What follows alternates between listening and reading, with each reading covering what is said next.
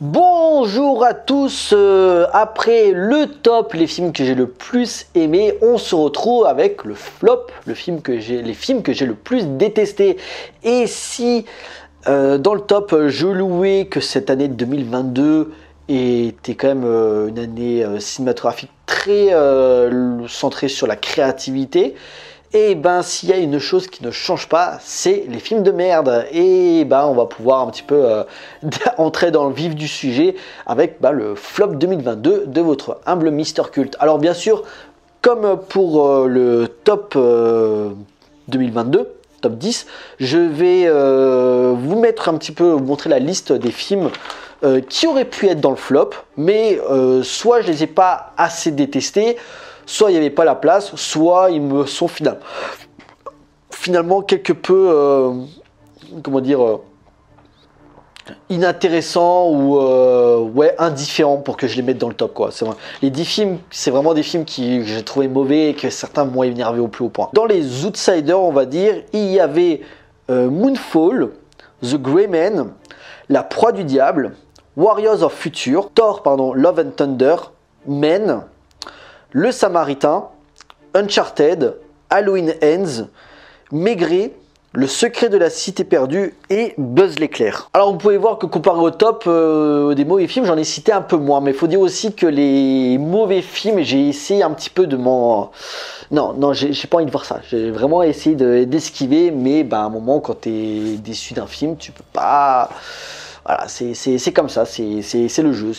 Tu prends un risque, tu dis peut-être qu'il peut être bien, tu sors de la salle, bon c'est nul. Bon, moi t'as essayé, t'as tenté le coup, ça marche une fois sur deux, c'est comme ça. Mais par contre, vraiment les 10 films qui font partie du flop, je ne pouvais pas ne pas les mettre. Clairement, c'est tout ce que je n'aime pas dans le cinéma de divertissement, on va dire, parce que pratiquement la majorité, je regarde vite fait mon classement, la majorité c'est américain, il y a 2 films français, mais surtout la majorité c'est des suites, soit c'est des remakes ou des réadaptations si vous préférez. Je crois qu'il y en a un, c'est ni l'un ni l'autre, mais voilà, ça vous montre juste un petit peu que il y a des films dont on loue la créativité et il y a des films où les studios ne prennent pas de risques, ils te proposent des produits pré-mâchés qui sont juste là pour prendre le spectateur pour un con, et c'est de ces films là qu'on va parler. Voilà, c'est parti pour le flop 2022 de votre humble Mister Cult.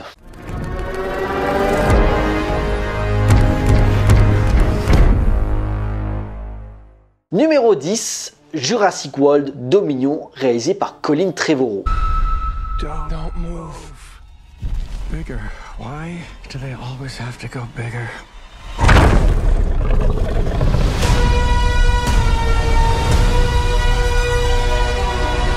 Alors, qu'est-ce qu'il y a à dire que je n'ai pas dit sur ma critique que j'avais fait à l'époque, sachant qu'en plus j'avais fait une critique et j'avais fait un live aussi avec certains de mes confrères où on avait débattu, on était là pendant 30 minutes, 1 heure, tout cela à dire que vraiment ce dernier Jurassic World était vraiment insupportable, c'était vraiment, mais tu te dis, tu vois, autant le 5e, on pouvait reprocher certaines choses, mais le réalisateur avait malgré tout une mise en scène assez forte pour essayer de te proposer de renouveler un petit peu quelque peu la licence.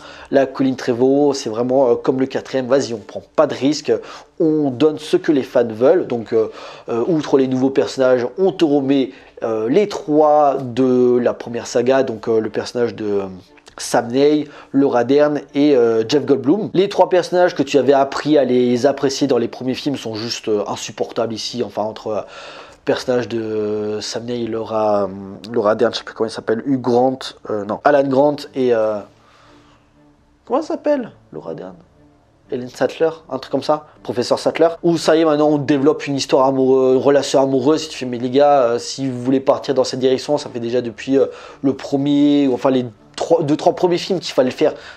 Ils ont 60 balais, qu'est-ce que tu veux faire maintenant, enfin, juste parce que le professeur Grant, il a pas eu les couilles de lui dire à l'époque je t'aime, quoi. Enfin, si ce n'était que ça, le personnage de Jeff Goldblum aussi, c'est devenu un personnage ultra narcissique. Enfin, c'est vraiment, vous chiez sur tout l'héritage que le film de Spielberg avait laissé, quoi. Sans oublier les nouveaux personnages introduits dans des Jurassic World, que ce soit le personnage de Chris Pratt ou de Bryce Dallas Howard, la petite fille maintenant que tout le monde essaie de chercher parce qu'elle pourrait permettre de tuer les dinosaures, je sais plus, enfin, c'est parti tellement loin. Le cinquième ouvrait différentes portes qui auraient pu être intéressantes avec un bon metteur en scène et avec un bon scénariste. Là, on part sur du n'importe quoi. La seule scène vraiment que j'ai trouvé un temps un peu intéressante, c'est que tu la voyais un petit peu normalement, c'était la scène à Malte, la course-poursuite avec les raptors. Mais c'est 10 minutes sur 2h30. Oui, en plus le film il dure très longtemps. Donc vraiment quand t'as un sujet où t'en as rien à foutre, ce délire aussi avec les... C'était quoi ça? C'était les sauterelles. Je dis mais attends, c'est Jurassic World ou c'est Sauterelle World? Je dis mais qu'est-ce que vous faites avec cette saga quoi?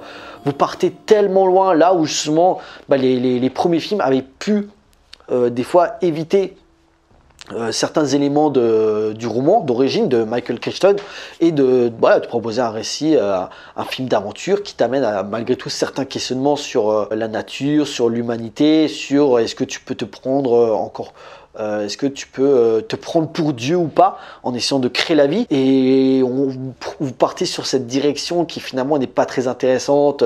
Même les scènes d'action sont pas très bien filmées. En fait, j'ai pas grand chose à dire. C'est vraiment c'est 2h30 de vide, mais c'est surtout 2h30 de déception. Tu sors de la salle et tu dis putain, mais c'est quand même une saga qui pendant 30 ans nous a fait rêver et vous en faites n'importe quoi. Et le film, il a quand même, malgré tout, même malgré des mauvaises critiques, il a quand même bien marché. Je crois qu'il a quand même fait le milliard. Il y a des films, tu comprends pas le succès quoi. C'est juste parce que c'est Jurassic World, c'est une licence, c'est obligé de cartonner. C'est insupportable. Et alors ils ont dit qu'on va attendre quelques années avant de relancer la machine parce que vous croyez quoi hein, que ça y est, la saga Jurassic Park c'est fini. Non, t'inquiète, d'ici 4-5 ans ils vont relancer la machine, à mon plus grand regret, mais je veux plus Colin Trevorrow, je veux plus des tocards comme ça derrière la caméra, je veux vraiment des vrais auteurs qui ont quelque chose à apporter à cette saga, quelque chose à renouveler à cette saga, mais ne faites plus ça quoi. Jurassic World Dominion, non, c'est un non définitif. Numéro 9, Mort sur le Nil, réalisé par Kenneth Branagh. The murderer is here and will stay here. Alors déjà que le premier, Le Crime de l'Orient Express, je l'avais trouvé moche, mal réalisé, mal interprété et vraiment chiant comme la mort. Le deuxième est toujours mal joué. Kenneth Branagh en Hercule Poirot, ça ne matche pas. Toujours aussi mal réalisé. Et par contre, il est beau. Ça mérite d'avoir des beaux décors, donc forcément. Mais ça reste chiant. Il y a cette incapacité. Et pourtant, Kenneth Branagh, il a fait du Shakespeare et tout comme ça. Enfin, il devrait arriver à transcender ce type de sujet. Et pourtant, ça... En fait, tu as l'impression de ce type de enquête criminelle. Alors, tu as déjà vu ça plein de fois. Je sais que c'est un genre ultra éculé, mais à un moment, essayer d'apporter un petit peu de dynamisme, de me proposer des idées vraiment dynamisantes pour transcender ton enquête criminelle, il se révèle incapable quoi. Il suffit pas juste de mettre Gal Gadot avec des robes magnifiques pour me donner de l'intérêt. Oui, je suis juste là. Ah, elle est bonne Gal Gadot. J'avais pas besoin de voir Mort sur le Nil pour le savoir ça. Donc non, Mort sur le Nil. En plus, je crois qu'il y a un troisième volet qui est prévu, mais je ne comprends pas l'intérêt de partir sur ces trucs là. Ou alors vraiment il faut peut-être que Kenneth Branagh doit juste avoir le rôle principal et il faut vraiment un autre réalisateur derrière parce que c'est très laborieux et même en enquête criminelle. Et pourtant tu vois comme j'ai dit c'est un genre ultra éculé, mais t'as quand même des mecs je sais pas comme peut-être aujourd'hui ce qui est plus intéressant c'est les séries, mais tu peux encore trouver des bons réalisateurs pour que en long métrage ça passe. Mais là Mort sur le Nil ça passe pas. C'est tiré de romans, tu peux trouver quelque chose pour dynamiser ces enquêtes. Mais ça passe par une mise en scène intelligente pour vraiment ne pas éviter les facilités narratives et visuelles. T'as l'impression que moi je suis désolé, mais au bout de 30 minutes, même sans vous avoir lu les romans, je savais où ça allait partir quoi, c'est tellement gros quoi, c'est tellement facile. Donc Mort sur les Nils, personnellement, comme le premier, je vous le conseille pas. Clairement, à la limite, regardez les anciennes séries, mais ces films-là sont d'un intérêt très limité. Numéro 8, Le Bal de l'Enfer, réalisé par Jessica M. Thompson. I'm so glad you've come to your senses, my love. La critique est disponible en ligne, je vous la renvoie dessus si vous ne l'avez pas encore vue. Tellement dommage, avec un tel potentiel horrifique, t'avais quelque chose de beaucoup mieux à faire, voilà. Prendre un petit peu des idées du Dracula de Bram Stoker, diverses influences, que ce soit les films de la Hammer et tout ça, pourquoi pas, mais partir sur un délire féministe quelque peu gratuit et finalement très maladroit par moment, sans oublier que... Pourtant, aujourd'hui, c'est vrai que ces 10-15 dernières années, les films de vampires sont un peu mal vus en fait. Soit... on en fait, vraiment on les parodie, ils sont moqués, soit on en fait des trucs pour teenagers juste insupportables. Vous voyez très bien de quelle saga je parle. Et vraiment, c'est pour ça qu'aujourd'hui le zombie est plus populaire, bon aussi avec des séries comme Walking Dead et tout ça, mais vraiment le film de vampire, c'est pas vraiment ce qui marche le plus. Après aujourd'hui, c'est vrai que la figure du vampire a une aura quelque peu sensuelle aussi. Vraiment à partir des années 90, après les romans comme Anne Rice, pardon. Et voilà, on veut plus jouer sur cette figure plus sensuelle que la figure horrifique. Pourquoi pas? Ça permet un petit peu de duper plus facilement l'héroïne. Et j'ai pas de problème avec ça. Ça, faut l'amener intelligemment. Tu vois tout venir au bout de 10-15 minutes, que le beau mec ténébreux, il veut faire bonne impression auprès de l'héroïne. Et finalement, à la fin, tu te rends compte, oui, on va se marier. Oui, en fait, je suis un vampire, on est tous des vampires. Enfin, bon, faut dire aussi que la bonne annonce a été très maladroite parce qu'elle durait pas très longtemps, mais elle te spoilait tellement rapidement les enjeux que c'était assez chiant. C'est pour ça que d'ailleurs j'évite de regarder les bonnes annonces aujourd'hui. Sans oublier que c'est quand même ultra lisse, peu de sang, peu de scènes flippantes. Il y a des scènes, il y a des délires, j'ai pas trop compris. Genre, il a un de ses majordomes. T'as les serveuses, je sais pas, à un moment, ils sont là. Au couloir, ils sont en train d'attendre, t'entends un bout de cloche. Oui, toi tu vas nettoyer là-bas, ok. Elle se fait attaquer par le vampire, tu la vois plus. Et en fait, petit à petit, t'as toutes les serveuses qui se font croquer petit à petit. Mais tu dis, mais à quoi ça sert ça? À quoi ça sert? Surtout que ce sont des personnages secondaires, voire tertiaires, ils n'ont aucune interaction avec les personnages principaux. Qu'est-ce que j'en ai à foutre? Mais en plus, si déjà tu veux me les faire se faire buter, je sais pas, montre-les quand même. À chaque fois que tu as une meuf qui se fait buter, ça joue sur le hors-champ. Donc tu vois des ombres, tac tac, tu la vois crier. Et puis voilà, c'est un plan sur le sol, allez, peut-être un objet qui tombe et c'est tout. Je dis putain, mais si déjà tu veux me montrer des morts, au moins lâche-toi, mais moi quelque chose un petit peu, donne-moi quelque chose à manger quoi. C'est ça, c'est tellement lisse quoi. Pas une goutte de sang bordel. Potentiel totalement gâché.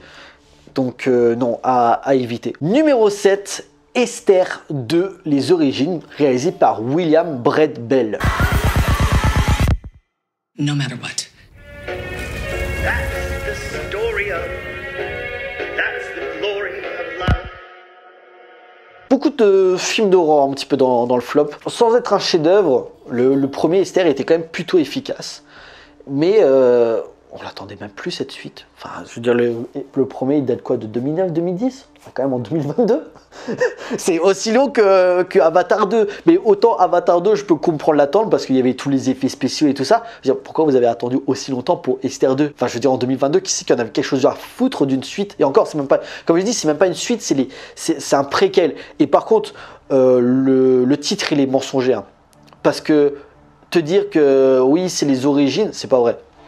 Le film se passe, je crois, 1 an avant les événements du premier opus. Donc en gros, ça commence où tu te rends compte que la fille qui s'appelle pas Esther, attention, hein, tu suis un psychiatre qui débarque dans une sorte d'hôpital psychiatrique où tu as des personnes qui sont un petit peu tarées et tu te découvres cette jeune fille. Donc on t'explique, oui, voilà, c'est une adulte dans le corps d'un enfant, c'est une tueuse et tout ça. Le soir même, pratiquement, elle réussit à s'échapper et elle fait un petit peu ses recherches où elle découvre qu'il y a une fille qui lui ressemble qui est portée disparue depuis, je sais plus, 2-3 ans. Elle réussit à retrouver cette famille pour dire, voilà, je suis de retour et tout ça. Elle va forcément un petit peu se renseigner sur cette famille, comment elle doit réagir, comment elle doit se comporter. Mais c'était juste un stratagème pour vraiment retourner aux États-Unis et quitter cette famille. Sauf que tu vas découvrir aussi que cette famille est totalement aussi fucked up qu'elle pour diverses raisons, mais c'est tellement En fait, moi, le truc, c'est que quand on me dit Esther 2, les origines, c'est pas vraiment ce type d'histoire auquel je m'attendais. Moi, je me dis, ah ouais, donc tu vas me raconter comment, je sais même plus comment elle s'appelle, parce que comme je dis, Esther, c'est la fille dont elle se fait passer par rapport à cette famille, comme ils ont perdu leur fille. Donc elle s'appelait Esther, mais son nom, je pourrais plus vous dire comment elle s'appelle, mais on s'en fout, c'est pas très intéressant. Mais moi, ce que j'aurais bien voulu savoir, c'est comment, de sa naissance, comment elle est passée vraiment à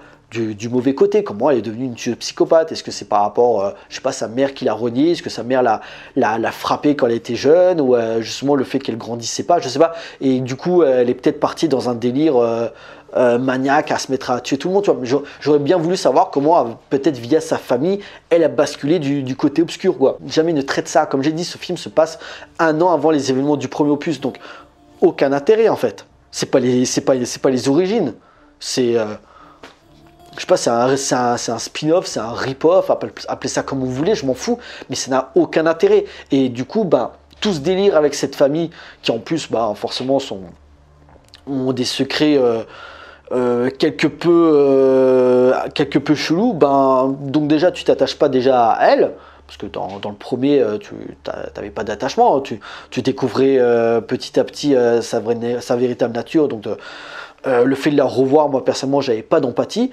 et le fait que malgré tout, la nouvelle famille qui l'a recueilli soit aussi détestable qu'elle. En fait, moi, je passe l'entièreté du film à me taper des personnages dont j'en ai strictement rien à foutre. Et cette pauvre Julia Stiles, qui est une putain d'actrice, et qui vraiment, même elle, ça se voit qu'elle se fait chier de jouer ce personnage de mère autoritaire, qui un petit peu, voilà, c'est vraiment la cause de tout ce bordel, et tellement mieux à faire. Ou alors en tout cas, si vous y avait un truc à sortir par rapport au personnage d'Esther, il fallait pas attendre 2022, quoi. Il fallait vraiment le faire à quelques années seulement après le premier opus, pas en 2022, quoi. Vraiment aucun intérêt. Donc non, Esther 2, oubliable. Numéro 6, Ducobu président, réalisé par Elie Seamoun. C'est la rébellion à Saint-Potage pour lutter contre les méthodes de Ducobu. D'ici là, je veux que vous contactiez les bons élèves. Discrétion et dissimulation.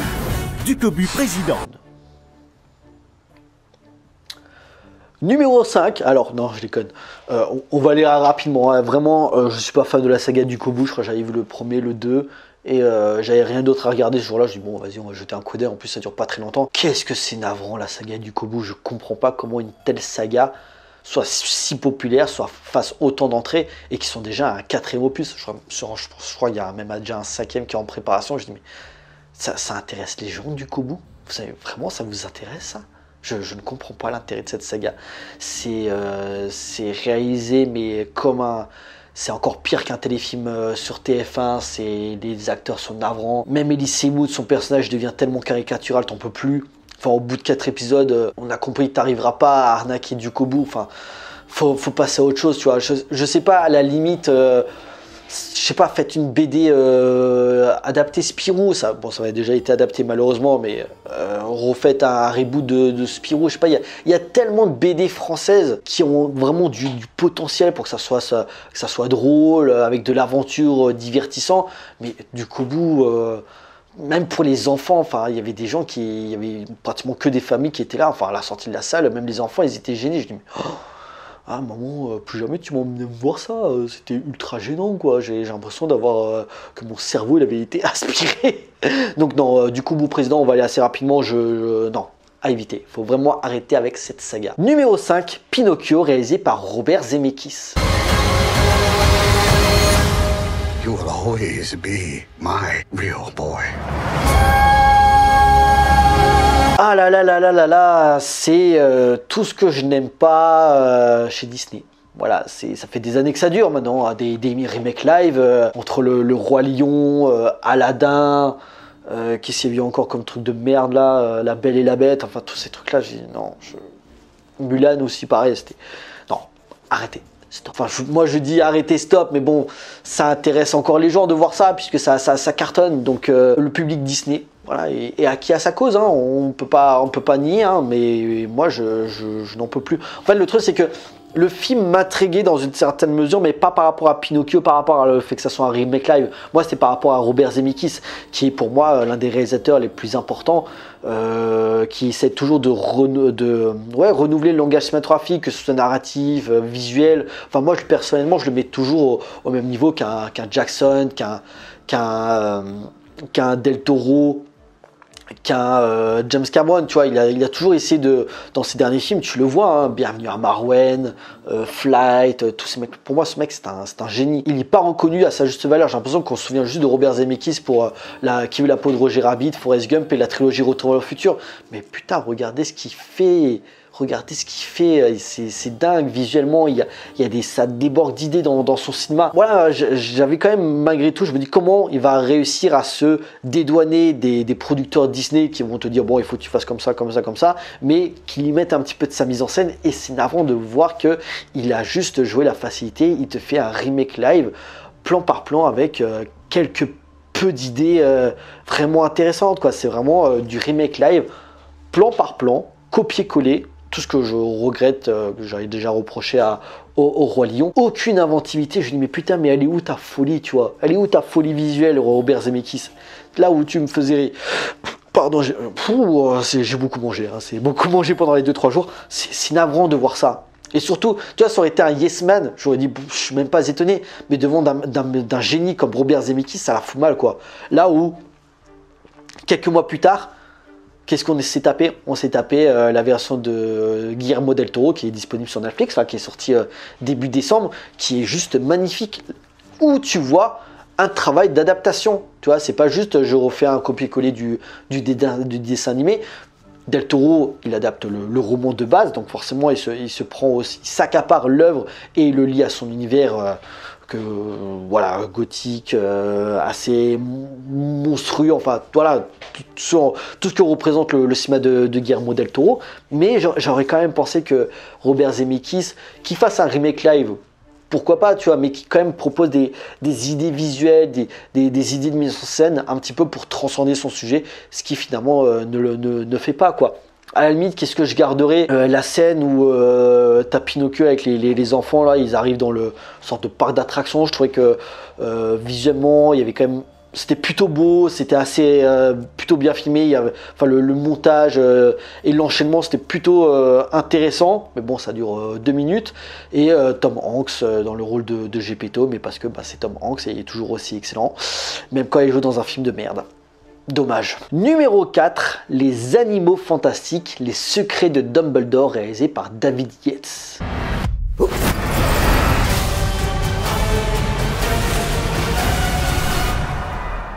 Correct. 3 points to Hufflepuff. C'est d'un vide. Tu sais, quand c'est décembre, c'est les fêtes, voilà, tu te refais un marathon Harry Potter avec toujours autant de plaisir. Mais les Animaux Fantastiques, je crois que même les fans de la saga Harry Potter viennent de moins en moins nombreux, on va pas se le cacher, depuis ce qui se passe avec J.K. Rowling, mais ça c'est un autre débat. Battent les steaks, ils se disent mais c'est tellement pas intéressant cette saga, tu vois. À la limite, le premier, il avait du potentiel pour aller un petit peu plus loin. Le deuxième, j'ai vu très rapidement les limites de ce que cet univers avait à proposer. Le troisième a été aussi quelque peu boycotté avec l'affaire Johnny Depp. Mais même avec ça, enfin, je vois pas... Déjà que ce soit en termes de divertissement, mais en tant que fan de Harry Potter, qui sait qui aurait trouvé son compte sur cet épisode, quoi. Et à la base, il devait en faire 5. Je crois que finalement, ça a été annulé. Je crois que finalement, il n'y aura pas de 4e et 5e épisode. Et ce n'est pas plus mal. Ça sert à rien de dépenser de l'argent pour des sagas qui n'en valent pas la peine. Je peux comprendre que ça en vaille la peine parce que c'est une licence ultra lucrative, Harry Potter. Mais... il faut quand même malgré tout avoir quelque chose à raconter et être aussi cohérent par rapport à... Parce que j'ai entendu beaucoup de gens qui m'ont dit oui, par rapport au roman, en fait, il y a des personnages qui sont présents mais qui ne devraient pas être là. Il y a des trucs qui se passent à telle et telle année, là ça se passe bien plus tard, donc c'est totalement incohérent par rapport à ce qui se passe après dans les films Harry Potter. Donc en plus, c'est scénarisé par J.K. Rowling, David Yates qui a fait quand même l'épisode 5, 6, 7 partie 1 et 7 partie 2. Donc ils connaissent l'univers Harry Potter et ils en font n'importe quoi. Ils respectent même pas leur propre héritage. Tu vois, c'est dingue, c'est incohérent. Alors que eux, pourtant, ils ont fait les anciens films Harry Potter. Il y a quand même l'écrivain qui a créé le personnage d'Harry Potter. Elle réussit à écrire de la merde, à être incohérent par rapport à ses propres écrits.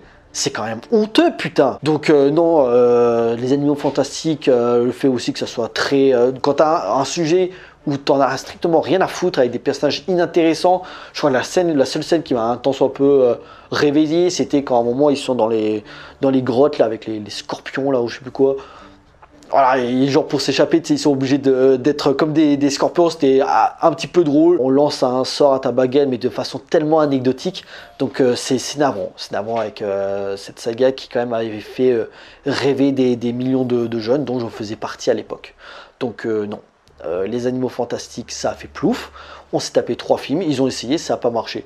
Vous voulez marcher sur la popularité de la saga Harry Potter, parce que je pense qu'ils sont sûrement en train de trouver de nouvelles idées. Est-ce qu'ils vont jouer la carte de la facilité en faisant un reboot, parce que ça fait déjà quelques temps qu'ils parleraient que de rebooter la saga, ou alors vous essayez de créer une nouvelle saga spin-off à l'univers Harry Potter, sur un personnage en particulier, sur une période en particulier, je sais pas, pourquoi pas quelque chose qui se passe 200 ans avant, ou la création de l'école de Poudlard, ou alors le 8e roman qui se passe 20 ans après, où Harry Potter, ils sont papa, et le roman se focalise sur son fils et le fils de Drago Malfoy, parce que je crois qu'ils sont super potes. Il y a du potentiel pour développer l'univers Harry Potter, profitez-en. Numéro 3, Firestarter, réalisé par Case Thomas.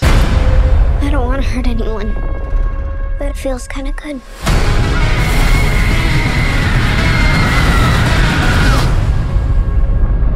Les adaptations de Stephen King.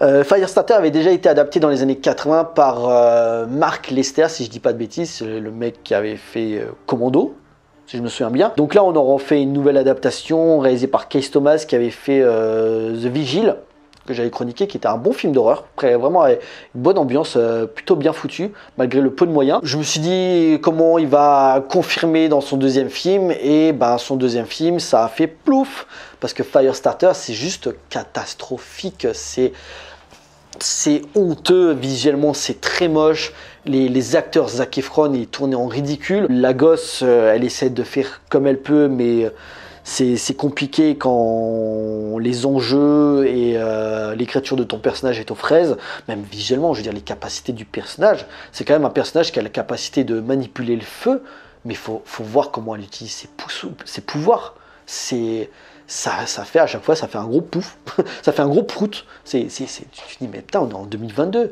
Je veux dire, même, je crois que le film, il a coûté 7-8 millions, mais même avec 7-8 millions, tu peux essayer de proposer des scènes d'action ou des scènes horrifiques, un temps soit peu efficace.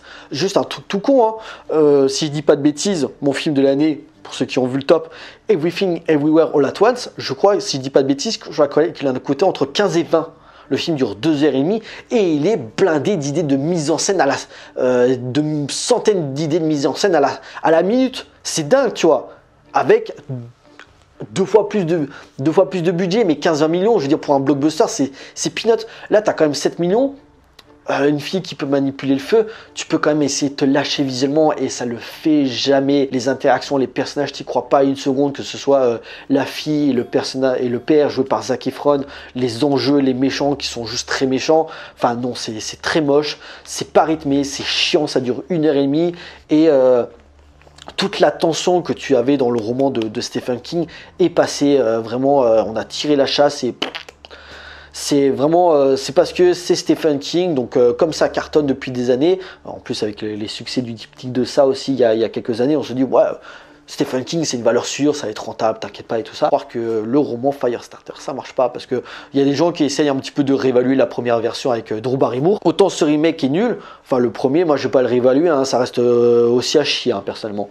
Donc non, et décidément Firestarter au cinéma, ça marche pas. C'est comme ça. On se rapproche de la fin. Numéro 2, Morbus, réalisé par Daniel Espinosa. power to destroy it.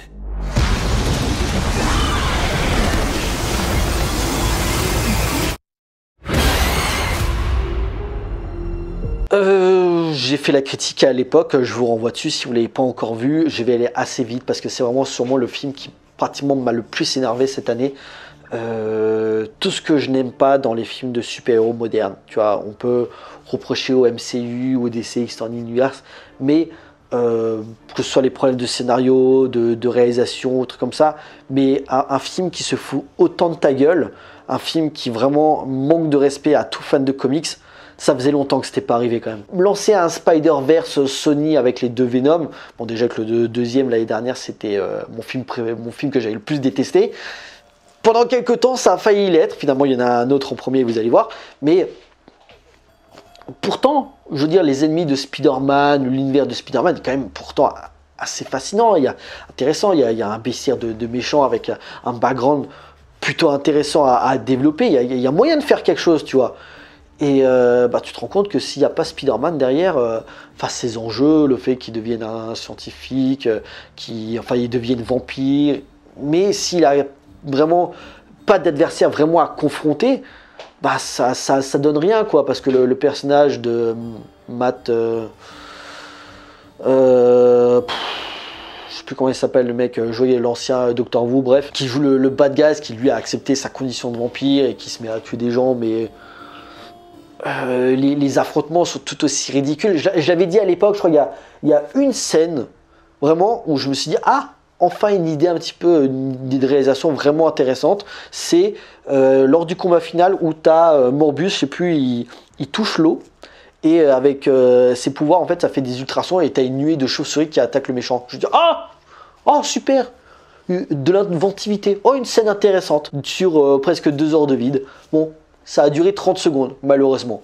Non, pour le reste, Morbus, Jared Leto est ridicule dans le personnage, t'y crois pas une seconde. Ouais, l'actrice principale, elle est mignonne, voilà. Mais c'est ni gore, c'est ni intéressant, c'est mal filmé. Les combats, je veux dire, les scènes d'action, c'est tellement surcuté, c'est tellement sombre, tu vois rien. Donc non, Morbius et la scène post-générique là...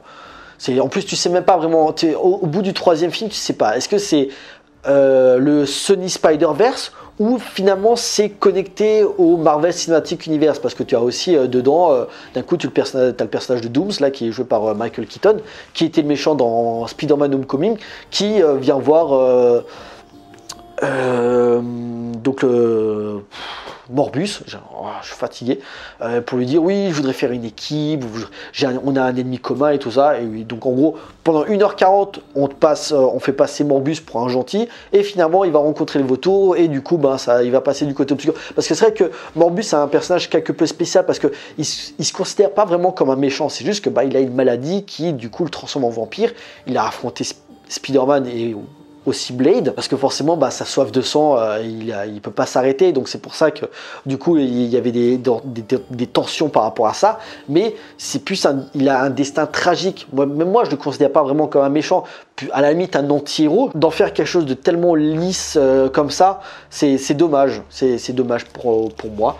Et le fait que finalement ça a dû juste être un faire-valoir avec dans l'équipe du vautour, où du coup ils vont le confronter au Spider-Man de Tom Holland, je pense, logiquement, vu ce que ça annonce cette suite, cette scène post-générique. J'ai l'impression que le Sony Spider-Verse il se prend un mur mais tellement gros quoi. Déjà, comme j'ai dit, les 2 premiers Venom j'ai trouvé pas exceptionnels, en particulier le deuxième qui était une catastrophe. Là Morbus, ils ont prévu quoi, Madame Web, ils veulent faire aussi Kraven le chasseur. Le film s'est mangé la gueule et à un moment, j'ai envie de te dire, Morbus, désolé, mais tu tends le bâton pour te faire battre, quoi. Tu l'as mérité, mec. Et donc pendant quelques temps, je pensais que Morbus était le pire film de l'année. Mais finalement, il y a eu pire. Il y a eu bien pire. Et on va passer au numéro 1, malheureusement. Et numéro 1, donc le pire film de l'année 2022 pour Mister Cult, Arthur, la malédiction, réalisé par Barthélemy Grossman.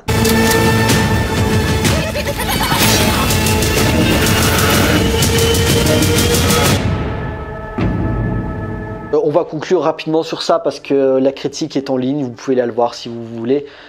C'est un tel crachat pour tous les fans d'horreur. Luc Besson a cette volonté de profiter de ses licences, hein, que ce soit Le Transporteur, Banlieue 13, tous ces trucs-là. Je veux bien que Taxi, que tu veux relancer ces franchises pour te faire de la thune et développer un petit peu tes projets, surtout que EuropaCorp sont en difficulté financière, mais à un moment, essaie de prendre quelque chose qui a un potentiel pour intéresser le public. Je veux dire, Arthur la Malédiction, ça avait quand même plutôt bien marché hein, dans les années 2000, mais c'était quelque chose pour les enfants. partir sur un film d'horreur, à la limite, pourquoi pas. Essaie déjà de prendre quelqu'un qui respecte les codes de l'horreur. Là, c'est tellement, mais c'est tellement insultant. Je veux dire, moi qui peut-être parce que j'ai bouffé du cinéma d'horreur, hein, du Carpenter, du Romero, du Craven, des trucs comme ça, enfin du Argento. Voilà, vous savez très bien que j'ai un gros amour pour le cinéma de genre. Enfin, moi j'ai vu le film, j'étais pendant 1h40, j'avais l'impression de voir un mec qui était en train de me faire comme ça. Tiens, t'aimes le cinéma d'horreur, tiens. Tiens, t'aimes ça, tiens. Bah, moi je n'aime pas le genre. J'ai l'impression qu'en fait c'est un film qui est fait pour de mauvaises raisons. Mais en fait, même des raisons qui m'échappent. Je comprends pas ce que la boîte de Luc Besson attendait de ce type de projet. Parce que malgré tout, Arthur et les Minimoys, c'est quand même une saga qui est populaire. Je veux dire, moi je suis en Alsace, le parc Europa Park, il y a un manège Arthur et les Minimoys à chaque fois qui est blindé. Donc ça veut dire qu'il y a un intérêt pour ça. Tu veux relancer la franchise, fais un 4e Arthur, tu vois, enfin en mode divertissement pour enfants, tu vois. Les gens ils vont aimer ça va marcher. Mais pars pas sur ça. Pars pas sur ça où en plus tu utilises les clichés les plus éculés du cinéma d'horreur, tes jumpscares mais vu 10 000 fois, et puis en plus la menace là, je sais plus, c'est des je sais même pas ce que c'est des gens qui veulent retranscrire ce qui s'était passé dans Arthur, mais finalement ils veulent faire un sacrifice. Enfin, je dis mais même eux ils savent même pas ce qu'ils font, tu vois. C'est même les tueurs ils font des trucs, tu sais pas pourquoi. C'est interdiction pour les bisounours quoi. Je veux dire c'est le film d'horreur pour à partir de 6 ans. Non, Arthur la Malédiction, fallait pas faire ça. Clairement, fallait pas faire ça. Et vraiment, Monsieur Besson, sur ce coup-là, vous me décevez énormément. Je pense que je peux comprendre que vous soyez en difficulté financière et que vous voulez relancer certaines franchises. Je comprends parfaitement, tu vois. Aujourd'hui, c'est le cinéma, c'est comme ça, c'est les studios, on renfloue les caisses, d'accord. Mais essayez quand même de réfléchir un minimum sur ce que vous voulez adapter.